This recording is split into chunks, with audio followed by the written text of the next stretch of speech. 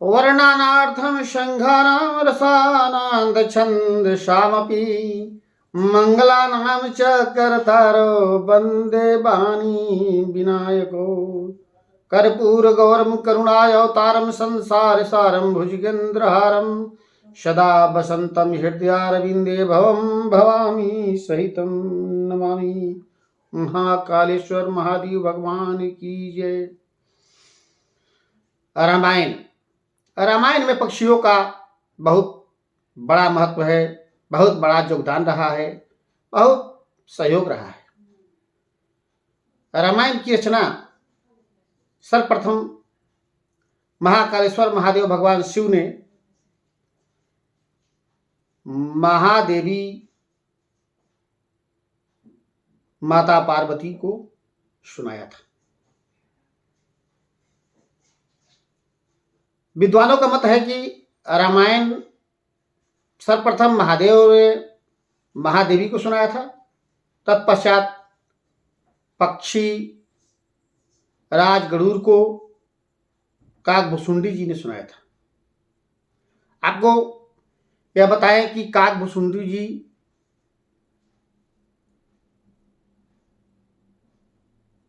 एक व्यक्ति थे जिन्होंने लोमस ऋषि के आश्रम में शिक्षा दीक्षा ग्रहण करने के लिए, ज्ञान प्राप्त करने के लिए गए थे।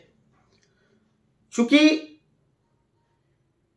काकभुसुंडी जी बहुत ही तर्क वितर्क करने वाले व्यक्ति थे, यह बात लोमस ऋषि को बहुत खटकता था कि यह बहुत बदमाशी करता है, हर बार सुनता कम है, बोलता ज्यादा है, तर्क कुतर्क करता है। इसलिए उन्होंने एक दिन गुस्से में कहा कि तुम जाओ, कौवा हो जाओ, श्राप दे दिया। उस श्राप के कारण ही काकभुसुंडी कौवा हो गए। परंतु विद्वता तो उनकी उतनी थी। उत्तरकांड में वर्णन है, काकभुसुंडी जी ने गरुड़ जी को पूरा रामचरितमानस का प्रसंग बताया है, पूरी कथा बताई है कि ऐसे ऐसे राम का जन्म हुआ और राम बन गए। बन के उपरांत उन्होंने कौन कौन से कष्ट झेले। तदुपरांत सीता का हरण हुआ। सीता के हरण के उपरांत एक पक्षी जटायु की अहम भूमिका आती है। पक्षी राज जटायु, जटायु और संपाति दो भाई थे जो देव पक्षी अरुण के पुत्र थे। अरुण कौन थे? अरुण जो है गरुड़ और अरुण सगे दो भाई थे। गरुड़ और अरुण सगे दो भाई थे जो दक्ष प्रजापति के दोनों पुत्र थे। और उन लोगों ने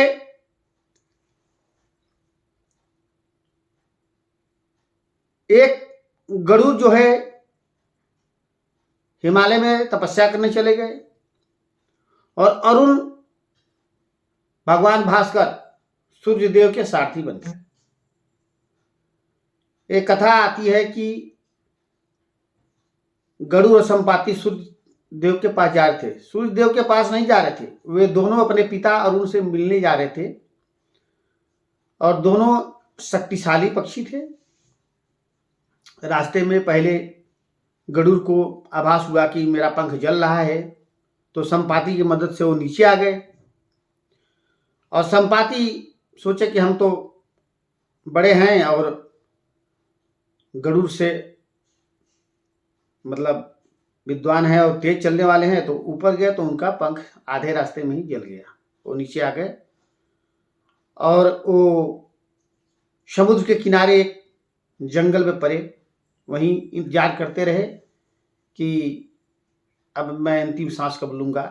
दौरान चूंकि उनको हनुमान से भेंट करना था और सीताहरण के बाद जब हनुमान एवं बंदरी सेना ऋक्ष, भालू के साथ समुद्र तट पर पहुंची थी। वहां पे संपाति आहट सुनकर अपना हनुमान से मुलाकात हुआ, वहीं उनको जो है मुक्ति मिली। तो ये पक्षियों का महत्व, 4 पक्षी, काग भुसुंडी जी, गरुड़ जी और जटायु और संपाति, चारों पक्षियों का रामायण में यूं कहें कि राम के बारे में, यहाँ राम को उन्होंने कहीं ना कहीं से मदद किया। तो पक्षियों का महत्व तो है, और हमारे जीवन में भी पक्षियों का बहुत महत्व है। क्या महत्व है? अभी आप सभी जानते हैं कि जानवर जब मरते हैं, पशु मरते हैं, तो पहले गिद्ध झुंड की झुंड संख्या में आकर जो है उन्हें खा जाते थे और सब नष्ट हो जाता था। सुबह का फेंका हुआ पशु का शरीर शाम तक खत्म। लेकिन हम मानवों की लालच, लोभ भावना के कारण हमने, गौपालक ने गौ माता से दूध जबरदस्ती निकालने के लिए टॉक्सिन नाम का एक इंजेक्शन लगाते हैं, जिससे गौ माता इंजेक्शन लगते ही हमने देखा है कि लगते ही वह जो है मूर्छित हो जाती है। उसके बाद दूधा लोग दूध दूह लेते हैं। उस दूध को खाने से हम भी रोगी हो रहे हैं, हमें पता नहीं चल रहा है। हमारे शरीर में भी कैंसर जैसा रोग हो रहा है। बहुधा यह सुना गया है कि फलाने कोई कुछ खाते नहीं थे, उनको भी कैंसर हो गया, मर गए। उसी प्रकार से टॉक्सिन के इंजेक्शन से गौ माता के शरीर में जहर बनता जा रहा था, बनता जा रहा है, और बनते बनते जब मरती है गौ माता तो उन्हें फेंका जाता है। तो गिद्धों का समूह आकर उन्हें खाता है, और जब वो खाते खाते गिद्ध के शरीर में भी वो जहर फैल गया तो गिद्ध भी जो है समाप्त हो रहे हैं। लगभग अब गिद्ध की उत्पत्ति खत्म हो रही है। पूरा विश्व चिंतित है कि गिद्ध की प्रजातियां नष्ट कैसे हो रही है, और उस पर अनुसंधान हो रहा है। तो इसलिए हम बताएं कि पक्षियों का मानव जीवन से लेकर रामायण काल, त्रेता युग में से लेकर अभी तक पक्षियों का बहुत महत्व है। सारे पक्षी हमारे हित में हैं, भगवान के हित में रहे हैं और आगे भी रहेंगे। इसलिए पक्षियों के बचाव के लिए, पर्यावरण को बचाव के लिए हमें पक्षियों का बचाव करना चाहिए, पक्षियों को मारना चाहिए, पक्षियों को नष्ट नहीं करना चाहिए। महाकालेश्वर महादेव की जय। कर्पूर गौरम करुणाय अवतारम संसार सारम भुजगेंद्रहारम सदा वसंतम हृदयारविंदे भवम भवामी सहितम नमामि।